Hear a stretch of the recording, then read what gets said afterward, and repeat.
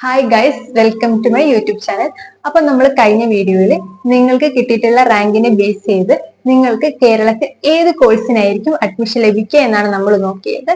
ഇന്ന് നമ്മൾ നോക്കാൻ പോകുന്നത് നിങ്ങളുടെ റാങ്കിനെ ബേസ് ചെയ്തിട്ട് നിങ്ങൾക്ക് ഏത് മെഡിക്കൽ കോളേജിലായിരിക്കും അഡ്മിഷൻ ലഭിക്കുക എന്നതാണ്. നമ്മൾ ഗവൺമെന്റ് മെഡിക്കൽ കോളേജും പ്രൈവറ്റ് മെഡിക്കൽ കോളേജും നോക്കുന്നുണ്ട്.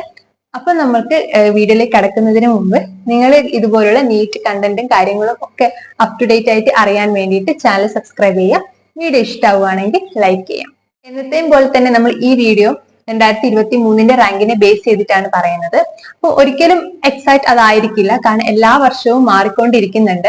അതായത് ഈ വർഷം ഏറെക്കുറെ ഗവൺമെന്റ് കട്ട് ഓഫ് ആയിട്ട് വരുന്നത് 650 മാർക്കിന് മേലെയും പ്രൈവറ്റ് മെഡിക്കൽ കോളേജിന് 570 മാർക്കിന് മേലെയാണ് പറയുന്നത്. ഇപ്പൊ ഞാനൊക്കെ പഠിക്കുന്ന സമയത്ത് 600 മാർക്ക് ഉണ്ടെങ്കിൽ ഗവൺമെന്റ് മെഡിക്കൽ കോളേജിലും 500 മാർക്ക് ഉണ്ടെങ്കിൽ പ്രൈവറ്റ് മെഡിക്കൽ കോളേജിൽ അഡ്മിഷൻ ലഭിക്കുകയായിരുന്നു.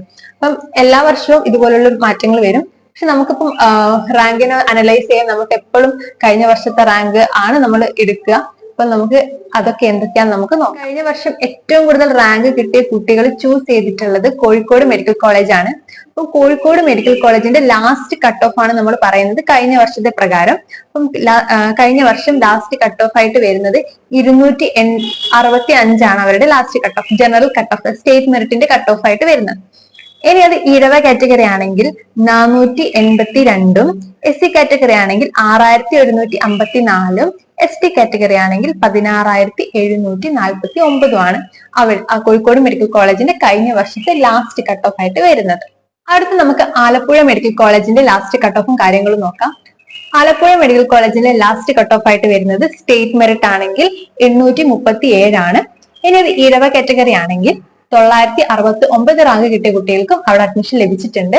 ഇനി അത് എസ് സി എസ് ടി ആണെങ്കിൽ, എസ് സി കാറ്റഗറി ആണെങ്കിൽ 9842, എസ് ടി കാറ്റഗറി ആണെങ്കിൽ 19,832 ആണ് ആലപ്പുഴ മെഡിക്കൽ കോളേജിൽ ലാസ്റ്റ് റാങ്ക് ആയിട്ട് വന്നത്. ഇനി അത് എറണാകുളം മെഡിക്കൽ കോളേജ് ആണെങ്കിൽ സ്റ്റേറ്റ് മെറിറ്റിന്റെ കട്ട് ഓഫ് വരുന്നത് 864 ആണ്. ഇനി ഈഴവ കാറ്റഗറി ആണെങ്കിൽ 1170 റാങ്ക് കിട്ടിയ കുട്ടികൾക്കും അഡ്മിഷൻ ലഭിച്ചിട്ടുണ്ട്. എസ് സി കാറ്റഗറി ആണെങ്കിൽ 9500, എസ് ടി കാറ്റഗറി ആണെങ്കിൽ 20,433 ആണ് കഴിഞ്ഞ വർഷം എറണാകുളം മെഡിക്കൽ കോളേജിൽ എടുത്തിട്ടുള്ള ലാസ്റ്റ് കട്ട് ഓഫ്. അടുത്തതായി നമ്മൾ നോക്കാൻ പോകുന്നത് ഗവൺമെന്റ് മെഡിക്കൽ കോളേജ് ഇടുക്കിന്റെ കട്ട് ഓഫ് ആണ്. ഇടുക്കിന്റെ കട്ട് ഓഫിൽ സ്റ്റേറ്റ് മെറിറ്റിന്റെ കട്ട് ഓഫ് ഇവിടെ രേഖപ്പെടുത്തിയിട്ടില്ല.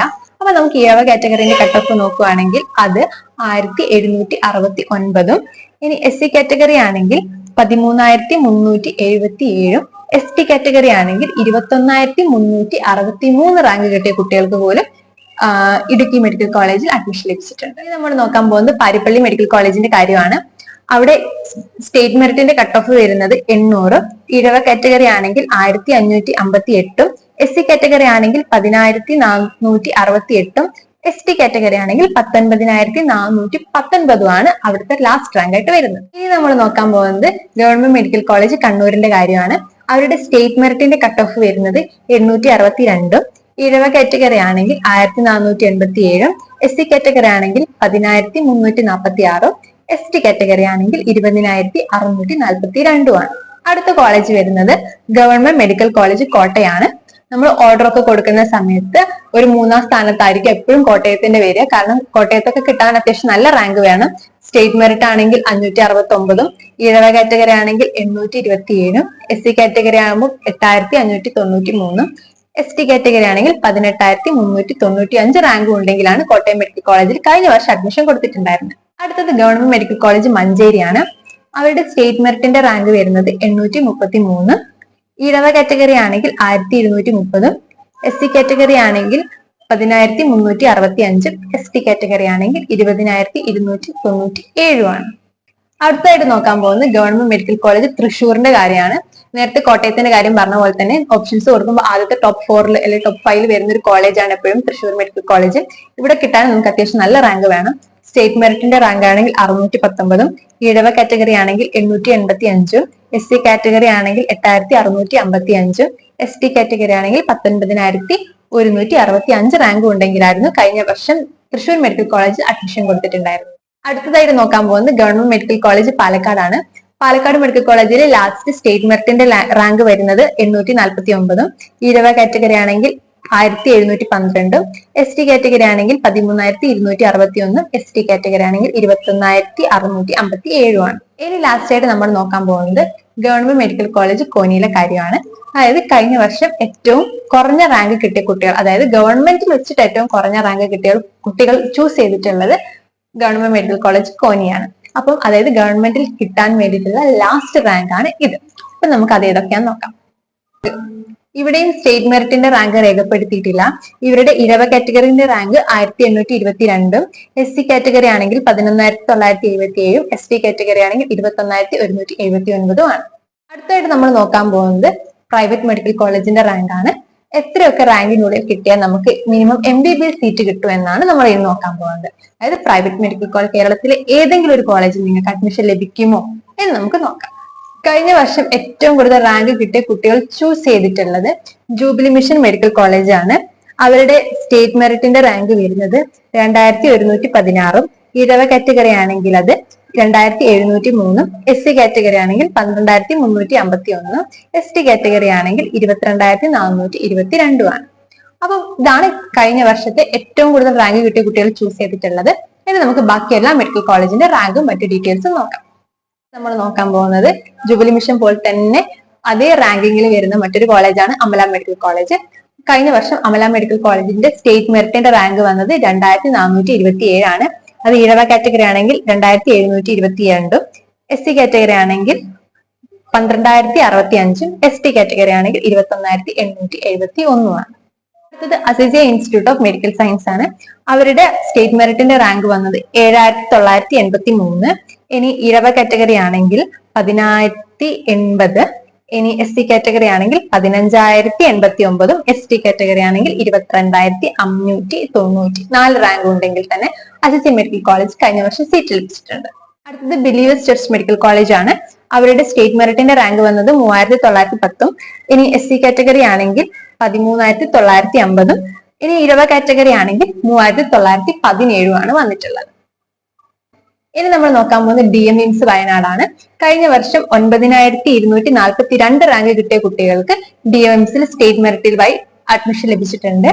ഇനി ഇഴവ കാറ്റഗറി ആണെങ്കിൽ 11,329, SC കാറ്റഗറി ആണെങ്കിൽ 15,652, ST കാറ്റഗറി ആണെങ്കിൽ 23,745 റാങ്കുമായിരുന്നു കഴിഞ്ഞ വർഷത്തെ അവിടുത്തെ ലാസ്റ്റ് കട്ട് ഓഫ്. അടുത്ത് നോക്കാൻ പോകുന്നത് MES മെഡിക്കൽ കോളേജ് ആണ്. എപ്പോഴും MESും ഒരു ടോപ്പ് 3ൽ വരുന്ന ഒരു കോളേജാണ്. അവരുടെ സ്റ്റേറ്റ് മെറിറ്റിന്റെ കട്ട് ഓഫ് വരുന്നത് 3,383, ഇഴവ കാറ്റഗറി ആണെങ്കിൽ 4,152, SC കാറ്റഗറി ആണെങ്കിൽ 13,673, ST കാറ്റഗറി ആണെങ്കിൽ 22,504. അടുത്ത് നമ്മൾ നോക്കാൻ പോകുന്നത് ശ്രീഗോകുലം മെഡിക്കൽ കോളേജ് ആണ്, ട്രിവാൻഡ്രം. അവരുടെ സ്റ്റേറ്റ് മെറിറ്റിന്റെ കട്ട് ഓഫ് വരുന്നത് 4,235. ഇനി ഇഴവ കാറ്റഗറി ആണെങ്കിൽ 4,988, SC കാറ്റഗറി ആണെങ്കിൽ 14,327, ST കാറ്റഗറി ആണെങ്കിൽ 23,119 ആണ് അവരുടെ ലാസ്റ്റ് റാങ്ക് വരുന്നത്. അടുത്തത് KMCT കോഴിക്കോടാണ്. അവരുടെ സ്റ്റേറ്റ് മെറിറ്റിന്റെ കട്ട് ഓഫ് വരുന്നത് 6,309, SC കാറ്റഗറി ആണെങ്കിൽ 13,865, ST കാറ്റഗറി ആണെങ്കിൽ 22,190 ആണ് വന്നിട്ടുള്ളത്. ഇനി PK Das institute of medical science ആണ്, ഒറ്റപ്പാലം. അവരുടെ സ്റ്റേറ്റ് മെറിറ്റ് 8,960 വരെ പോയിട്ടുണ്ട്. അവരുടെ ഇഴവ കാറ്റഗറി ആണെങ്കിൽ 11,472. ഇനി അവരുടെ SC കാറ്റഗറി ആണെങ്കിൽ 15,638, ST കാറ്റഗറി ആണെങ്കിൽ 25,378 റാങ്കുമാണ്. ഇത് കരുണ മെഡിക്കൽ കോളേജ് ആണ്, പാലക്കാട്. അവരുടെ സ്റ്റേറ്റ് മെറിറ്റ് വരുന്നത് 8,934, ഇഴവ കാറ്റഗറി ആണെങ്കിൽ 9,860. ഇനി SC കാറ്റഗറി ആണെങ്കിൽ 15,906 ആണ്. അടുത്തത് Malankara orthodox Syrian church medical college ആണ്. ഇവരുടെ റാങ്ക് വരുന്നത് 2,788, ഇഴവ കാറ്റഗറി ആണെങ്കിൽ 3,243, SC കാറ്റഗറി ആണെങ്കിൽ 12,743 ആണ്. അടുത്തത് മലബാർ മെഡിക്കൽ കോളേജ് ആണ്, കോഴിക്കോട് ഉള്ളത്. അവരുടെ റാങ്ക് വരുന്നത് സ്റ്റേറ്റ് മെറിറ്റിൻ്റെത് 6,954, ഇഴവ കാറ്റഗറി ആണെങ്കിൽ അത് 10,063, SC കാറ്റഗറി ആണെങ്കിൽ 15,293, ST കാറ്റഗറി ആണെങ്കിൽ 23,515 ആണ്. Next Mount Zion medical college ആണ്. അവരുടെ സ്റ്റേറ്റ് മെറിറ്റിന്റെ കട്ട് ഓഫ് വരുന്നത് 9,637 ആണ്. ഇനി ഇഴവ കാറ്റഗറി ആണെങ്കിൽ 10,589, SC കാറ്റഗറി ആണെങ്കിൽ 15,852, ST കാറ്റഗറി ആണെങ്കിൽ 25,649 ആണ്. അടുത്ത് നമ്മൾ നോക്കാൻ പോകുന്നത് Pushpagiri institute of medical science ആണ്, തിരുവല്ല. ഇതും one of the best medical self financing college ആണ്. ഇവരുടെ സ്റ്റേറ്റ് മെറിറ്റിന്റെ കട്ട് ഓഫ് വരുന്നത് 3202. ഇനി ഇഴവ കാറ്റഗറി ആണെങ്കിൽ 3523. ഇനി SC കാറ്റഗറി ആണെങ്കിൽ 13395 അടുത്തത് Sree Narayana institute of medical science ആണ്, എറണാകുളം. ഇവരുടെ സ്റ്റേറ്റ് മെറിറ്റിന്റെ കട്ട് ഓഫ് വരുന്നത് 8415. ഇനി ഇഴവ കാറ്റഗറി ആണെങ്കിൽ 10976. SC കാറ്റഗറി ആണെങ്കിൽ 15845.